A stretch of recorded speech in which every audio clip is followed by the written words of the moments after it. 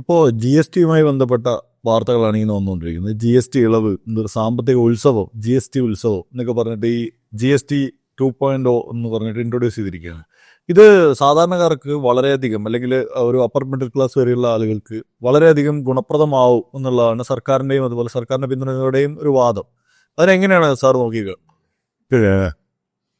ഇപ്പം നമ്മളിപ്പോൾ കണ്ടുകൊണ്ടിരിക്കുമായിരുന്നു മലയാളത്തിലെ മനോരമ ചാനലിനകത്ത് GST കമ്മീഷണർ ഒരു ഫറ സക്കറിയ അവർ കൊടുത്ത ചില കമൻസുകൾ.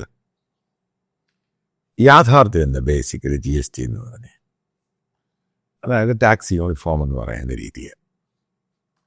ഈ GST എന്ന് പറയുന്ന സംഭവം തന്നെ തട്ടിപ്പ്. ബേസിക് ഇത് പ്രോപ്പറായിട്ട് നടപ്പാക്കാൻ ഇന്നും ഗവൺമെൻറ് ഓഫ് ഇന്ത്യക്ക് കഴിഞ്ഞിട്ടില്ല. ഒത്തിരി തെളിവുകളുണ്ട്. പിന്നെ ഇതുകൊണ്ട് ഭയങ്കരമായിട്ട് വില കൂടുമെന്ന് പറയുന്നത് വില കുറയും. ചില സാധനങ്ങൾ ഇപ്പോൾ കാറിന്, ഫ്രിഡ്ജിന് വിസിബിളായിട്ട്, ഞാൻ പറഞ്ഞത് വിസിബിളായിട്ട് വില കുറയുന്നത് കാണാം. ബാക്കിയുള്ള സാധനങ്ങൾക്കൊക്കെ മനസ്സിലാക്കേണ്ടത് MRP എന്ന് പറയുന്ന റേറ്റ്. അപ്പോൾ MRP നമ്മളിപ്പോൾ കടയിൽ പോയി സാധനം മേടിക്കാൻ നോക്കുമ്പോൾ പല ആൾക്കാരുടെയും ധാരണ ഈ കടക്കാരന് ഈ പറയുന്ന വളരെ ചെറിയ പെർസെൻറ്റേജാണ് മാർജിൻ എന്ന്. തെറ്റാത്. പല മാർജിനും 20%, 30%, 35% മാർജിൻ. MRP അടിച്ചു വരുന്ന പാക്കറ്റിലുള്ള സാധനം മുഴുവനും കള്ളത്തരമാണ്.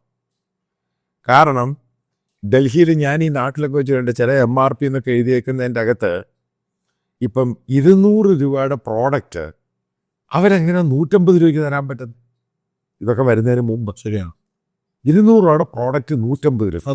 ചില സൂപ്പർ മാർക്കറ്റിൽ പോയി കഴിഞ്ഞാൽ അതേ പൈസക്ക് 2 പ്രോഡക്റ്റ്, 2 പ്രോഡക്റ്റ്, 3 പ്രോഡക്റ്റ്. ഒരെണ്ണം മേടിച്ച് കഴിഞ്ഞാൽ 2 പ്രോഡക്റ്റ് ഫ്രീ. ഒരു പ്രോഡക്റ്റ് ഫ്രീ.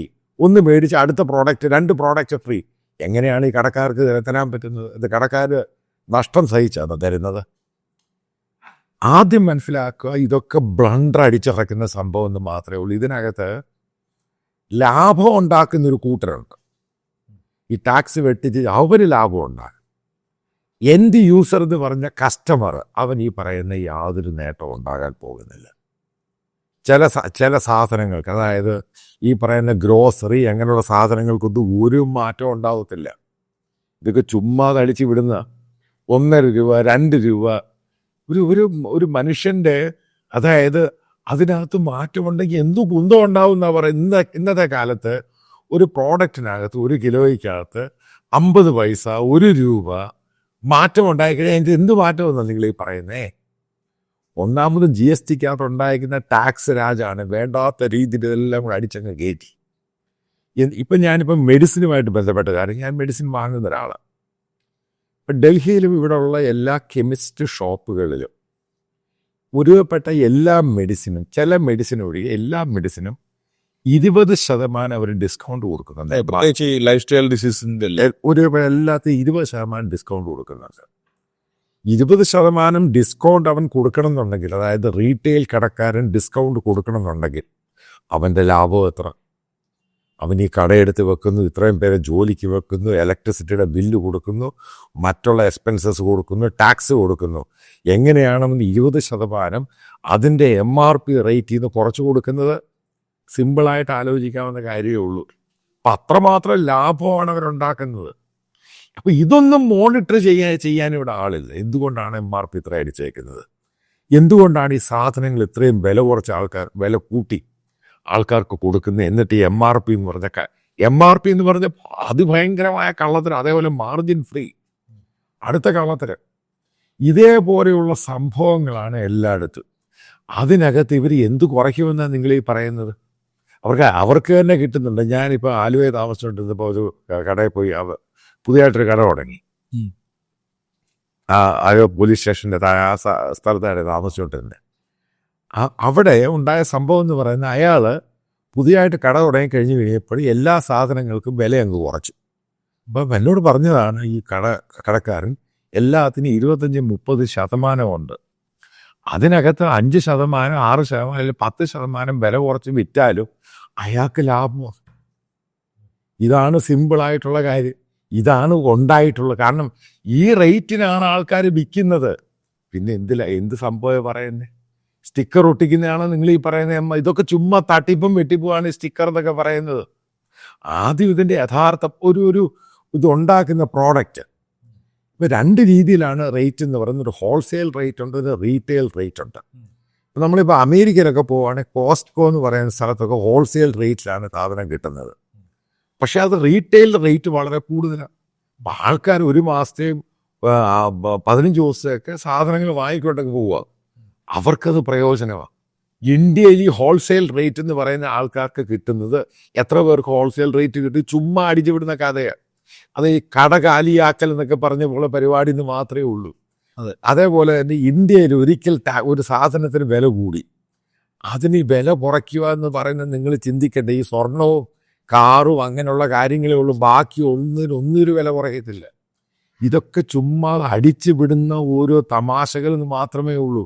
GST എന്ന് പറയുന്നത് ശരിക്കും സ്റ്റഡി ചെയ്യാതെ ഗവൺമെൻറ് ഉണ്ടാക്കി കൊണ്ടുവന്നതാണ്. ഇത്രമാത്രം ടാക്സ് ജനങ്ങളുടെ മേളിൽ വെച്ചു. ഞാനൊരു കാര്യം ചോദിക്കട്ടെ. ഈ പറയുന്ന ഇന്ത്യയിൽ ഉണ്ടാക്കുന്ന പ്രോഡക്റ്റുകൾ ഞാൻ അമേരിക്കയിൽ നിന്ന് മേടിച്ചിട്ടുണ്ട്.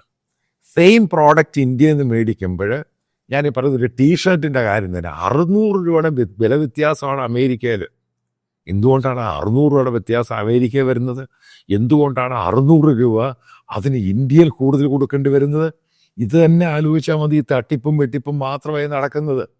അതുമല്ല, ഈ കടക്കാരെ ഭയങ്കരമായിട്ട് കച്ചവടക്കാരെ ചുമ്മാതാണ് ഇതൊക്കെ. ഇന്ത്യയിലെ ഏറ്റവും കൂടുതൽ ഈ കച്ചവടക്കാർ, അതായത് ഈ ട്രേഡിങ്ങും ബിസിനസ്സും ഒക്കെ നടത്തുന്നത്, അവരെല്ലാം വല്ലാത്ത ക്രൈസിസിലാണ്. ഗവൺമെൻറ്റിൻ്റെ RBIയുടെ ഫിനാൻസ് മിനിസ്റ്ററുടെ സ്ട്രിക്റ്റ് ആയിട്ടുള്ള സിബിൽ, ഈ പല ആൾക്കാർ NPA ആയി കഴിയുമ്പോൾ ഇവരൊക്കെ പിന്നെ എവിടെ നിന്നാണ് ഈ പോയി പണം എടുക്കുന്നത്? ഏത് ഫിനാൻഷ്യൽ ഇൻസ്റ്റിറ്റ്യൂഷനാണ് പിന്നെ അവർക്ക് പണം കൊടുക്കുന്നത്? ഗവൺമെൻറ് പല വേ ഔട്ട് പറയുന്നത് ഇതിലൊന്നും നടക്കുന്നത്, ഇതൊന്നും പ്രാബല്യത്തിലൊന്നും ഉണ്ടായിട്ടില്ല. ഇതൊക്കെ കബളിപ്പീരാണ് സംഭവം. അതായത് സിബിൽ സ്കോർ ഉണ്ടായി ഒരു കച്ചവടക്കാരന് തിരിച്ചു വരാനുള്ള സമയം കൊടുക്കണം. അതായത് സിബിൽ സ്കോർ NPA എന്നും പറഞ്ഞ് അവനെ അങ്ങ് നശിപ്പിക്കുക. എത്ര പേര് കച്ചവടം നിർത്തി പാപ്പരായിട്ട് അടിച്ച് നാശമായിട്ട് പോയിട്ടുണ്ട്. ഈ പറയുന്ന സിവിൽ സ്കോർ NPA കാരണം കച്ചവടം ഒരു ബിസിനസ് എന്ന് പറഞ്ഞ് എപ്പോഴും സ്റ്റേബിളായിട്ട് പോകുന്ന കാര്യമല്ല. അതിന് വോളറ്റൈൽ സിറ്റുവേഷൻ ഉണ്ട്, പല കാരണങ്ങളുണ്ട്. അതായത് ചിലപ്പോൾ കോവിഡ് ഉണ്ടാകും, അതുണ്ടാകും, ഇതുണ്ടാകും, സീസണൽ ഇഷ്യൂ ഉണ്ടാകും, പ്രളയം ഉണ്ടാകും, മറ്റ് പല മൾട്ടിപ്പിൾ ഇഷ്യൂസ് ഉണ്ട്. ഇതിനെ ബേസ് ചെയ്താണ് ഈ കച്ചവടക്കാരുടെ കച്ചവടവും ഈ പറയുന്ന കൺസ്യൂമേഴ്സ് എല്ലാം കയറി വന്ന് സംഭവം പോകുന്നത്. ഒരിക്കൽ അടി കിട്ടിക്കഴിഞ്ഞാൽ അവൻ്റെ മേളിൽ NPA അടിച്ചു കൊടുക്കുന്നു, അവൻ്റെ മേളിൽ സിബിൽ സ്കോർ അടിച്ചു കൊടുക്കുന്നു. പിന്നെ അവന് ലൈഫിൽ എവിടുന്ന ലോൺ കിട്ടുന്നത്? പിന്നെ അവൻ്റെ കൊച്ചുങ്ങളെ പഠിപ്പിക്കാൻ എവിടുന്ന ലോൺ കിട്ടുന്നത്? വീണ്ടും ഫണ്ട് റൈസ് ചെയ്ത് വരാൻ പറ്റത്തില്ല. അത് പിന്നെ എങ്ങനെ അവൻ തിരിച്ചു വരും? അതാണ് പ്രധാനപ്പെട്ട കീ ഇഷ്യൂസ് ഒന്നും ഇവിടെ അഡ്രസ്സ് ചെയ്യുന്നില്ല.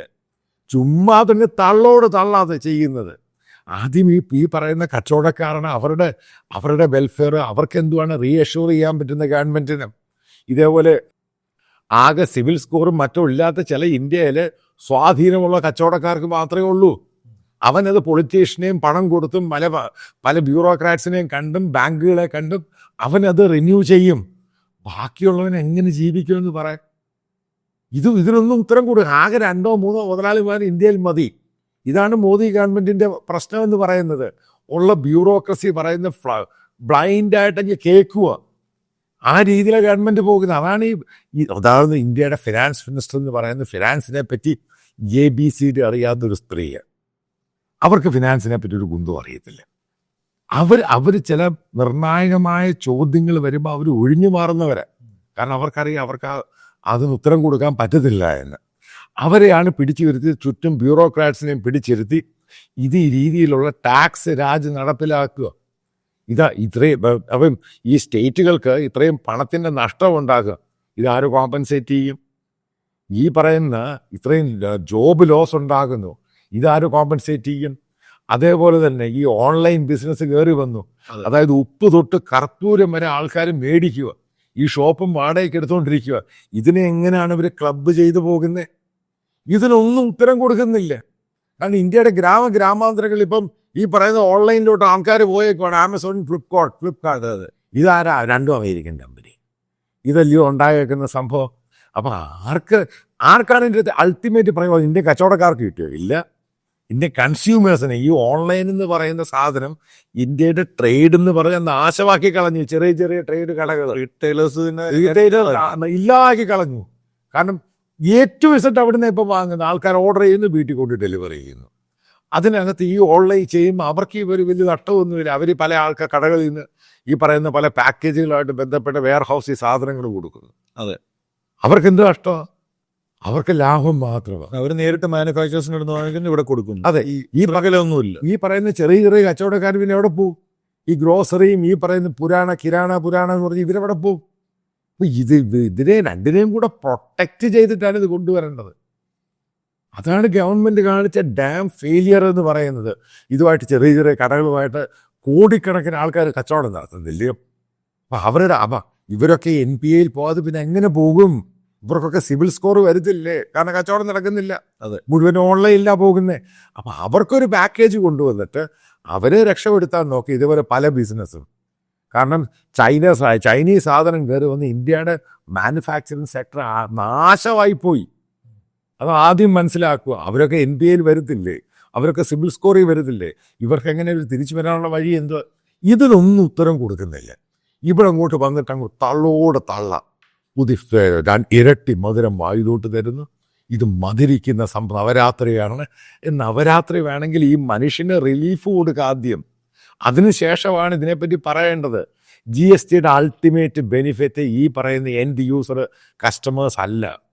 ഈ പറയുന്ന ഈ ട്രേഡേഴ്സിന് ഈ പറയുന്ന പോലെ ലാഭമൊന്നും കിട്ടി ഇതിൻ്റെ മിഡിൽ മാനായിട്ട് നിൽക്കുന്ന പല ആൾക്കാരുണ്ട്. പിന്നെ ഏറ്റവും ഒരു കാര്യം ഞാൻ പറയാം, ഇന്ത്യയിൽ ഏറ്റവും കൂടുതൽ ടാക്സ് വെട്ടിക്കുന്നത് ഗുജറാത്തികളാണ്. ഇന്ത്യയിൽ ഏറ്റവും കൂടുതൽ ടാക്സ് വെട്ടിക്കുക അവരാണ്. ടാക്സ് വെട്ടിച്ച് മാത്രമാണ് അവർ മില്യനേഴ്സും ബില്യനേഴ്സും ആയേക്കുന്നത്. അത് കണ്ടിന്യൂ ചെയ്യുകയാണ്. ഇവർക്കെതിരെ എത്ര കേസ് എടുക്കാൻ സാധിച്ചു? എൻ്റെ ചോദ്യമാണ്. ഇവർക്ക് എത്ര കേസ്? ഇന്ത്യ എന്ന് ബാങ്കുകളിൽ നിന്ന് പണം അടിച്ചു മാറ്റിക്കൊണ്ട് പലരും ഇന്ത്യ വിട്ടുപോയി. ഈ പാവം പിടിച്ച കച്ചവടക്കാരെ പിടിക്കുന്നു. ഈ NPA ആണ് സിവിൽ സ്കോറിന്. ഈ പറഞ്ഞ എത്ര പേരെ പിടിക്കാൻ സാധിച്ചു? ഇതിനൊന്നും ഉത്തരം കൊടുക്കുന്നില്ല. ആരാണ് അടിച്ചുകൊണ്ട് പോകുന്നത്? ഇന്ത്യയിലെ ധനവാന്മാർ രാഷ്ട്രീയ സ്വാധീനം ഉപയോഗിച്ച് പല രീതിയിൽ പണം ഉണ്ടാക്കി നാട് വിട്ടുപോകുന്നു. അവന്മാരവിടെ സൂചിച്ച് ചെയ്തിരിക്കുന്നു. ഇപ്പൊ തന്നെ പല ഈ വിദേശ നയത്തിൽ ഉൾപ്പെടെ വന്നിട്ടുള്ള പ്രശ്നങ്ങൾ, ഈ H1B വിസയായിട്ട് ബന്ധപ്പെട്ട വിഷയം, ഇതിൽ നിന്നുള്ളൊരു ഡൈവേർട്ട് ചെയ്യാൻ വേണ്ടിയുള്ള ഒരു ഗിമ്മിക്കാണോ ഇത് അല്ലെ? പ്രധാനമന്ത്രിയുടെ പ്രസംഗം തന്നെ 100% ഗിമ്മിക്കാണ്. കാരണം ഇതിൻ്റെ അകത്ത് യാതൊരു സത്യവുമില്ല. ഇത് ഇന്ത്യയിൽ ഭയങ്കര കറപ്ഷനാവും എല്ലായിടത്തും. ഈ പറയുന്ന കറപ്ഷനും സാധാരണ ഒരു ഓണസ്റ്റായിട്ട് ഒരു കച്ചവടക്കാരന് ബിസിനസ് ചെയ്യാൻ പറ്റൂ. അവന് കറക്റ്റ് വില കൊടുത്ത് കറക്റ്റ് ഇത് എത്ര പേർക്ക് ബിസിനസ് ചെയ്യാൻ പറ്റും? നടക്കത്തില്ല. എത്ര പേർക്ക് കൈക്കൂലി കൊടുക്കേണ്ടത്? റോഡിൽ കൂടെ വരുമ്പോൾ പോലീസുകാരൻ ഒടുക്കലത്തെ ഏതാണ്ട് ഇന്ത്യയിൽ ഒരു കണക്ക് ഒരാൾ പുറത്ത് വിട്ടേക്കുക. ഒരു ദിവസം ഹൈവേയിൽ ഈ കൈക്കൂലി മേടിക്കുന്ന പോലീസിനെ ടോട്ടൽ എമൗണ്ട് അവർ കാൽക്കുലേറ്റ് ചെയ്യുന്ന 500 കോടിയാണ്. ഓരോ പോലീസ് സ്റ്റേഷൻ പിരിവടക്കുക. അപ്പൊ ഇതൊക്കെ ആർക്കാണ്? എൻ്റെ അവസാനം ടാക്സ് ആരുടെ അടിച്ചു കൊടുക്കുന്നത്? ഈ പണം ആരുടെ കൂടുന്നത്? ഈ യൂസറിൻ്റെ. അതായത് യഥാർത്ഥ ഇഷ്യൂ നിങ്ങൾ ഒളിച്ചോടുക. ഏറ്റവും കൂടുതൽ ഇതേപോലെയുള്ള പണം പിരിക്കുന്ന BJP ഭരിക്കുന്ന സ്റ്റേറ്റുകളിൽ. അപ്പോൾ കാരണം ഈ എന്തുവാണ് ഇഷ്യൂ? അതിനെ അഡ്രസ്സ് ചെയ്യുന്നില്ല. ചുമ്മാ വീണ്ടും തള്ളുക. അതാണ്, ഇതാണ്, വാടയാണ്, കോടയാണ്. ഒരു സാധാരണക്കാരൻ്റെ ജീവിതം അവന് പ്രതീക്ഷയില്ല, നാശക്കോടാലിയാണ്. കാരണം H1B വിസ ഒന്നിങ്ങോട്ട്. ഈ മിഡിൽ ക്ലാസ്സിന് അടി കിട്ടിയേക്കുന്നേ. അവൻ്റെ എവിടുന്ന് ഈ പൈസ? അവൻ എവിടെ പോയിട്ടാണ് ഈ മുന്നോട്ട് പോകുന്നത്? അവൻ്റെ സാധനങ്ങൾക്കെല്ലാം വില കൂടുന്നുണ്ട്. അതുമല്ല ഇൻഫ്ലേഷൻ എന്ന് പറഞ്ഞാൽ ഭയങ്കര ഹൈ ആയിട്ട് പോവുക. ഇതൊന്നും നോക്കാൻ പോകുന്നില്ല. കാരണം കറൻസിയുടെ വാല്യൂ കുറയുക.